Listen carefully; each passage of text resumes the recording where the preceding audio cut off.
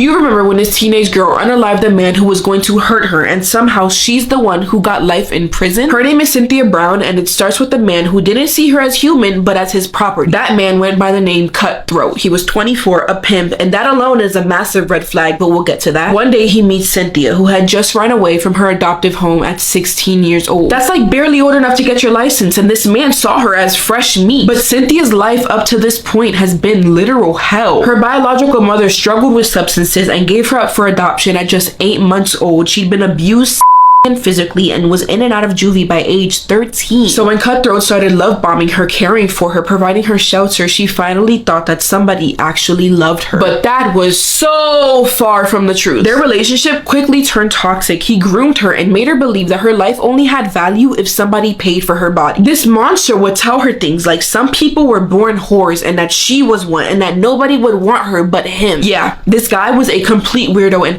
he began physically assaulting and forcing her into selling her body just to make him more money. And when she'd refuse, he'd pull a weapon to her head and choke her so hard that she'd pass out. So on the night of August 6th, when he ordered her to go out and make him some money, she had no other choice but to obey. Like, what was she gonna do? This man had complete control over her. It's pitch dark. Cynthia is just standing there in the middle of a Sonic parking lot, and this man pulls up right next to her. His name is Johnny Allen. He's 43 years old, a youth pastor. A youth pastor. The irony is absolutely sickening. Johnny rolls down the window and asks her if she's hungry and if she's up for any action. She said yes, and she agreed to $150 because, again, what choice did she have? They go back to his place, and that's when Cynthia starts feeling really uncomfortable. Johnny was bragging on and on about how he was in the military, how he was a sharpshooter, and showing off all his weapon collection. And Cynthia's here like, I'm not gonna get out of this house alive. Her instincts are screaming stranger danger. At some point, Johnny told her to hop on the bed, and he starts touching her body, but then suddenly he got up and reached under the bed. Cynthia's heart dropped. She thought that he was reaching for a weapon. In full panic, she puts her hand in her purse, grabs out a weapon, and shoots him in the back of the head. Cynthia is shaking, but there's still one problem. She knew that if she returned back to Cutthroat empty-handed, she would be in more trouble. So she took all the money that she could find and she fled the scene in Johnny's truck. Within 24 hours, Cynthia was caught and arrested. And this is where you'd expect the court to ask the obvious questions. Why was a 16-year-old girl being sold for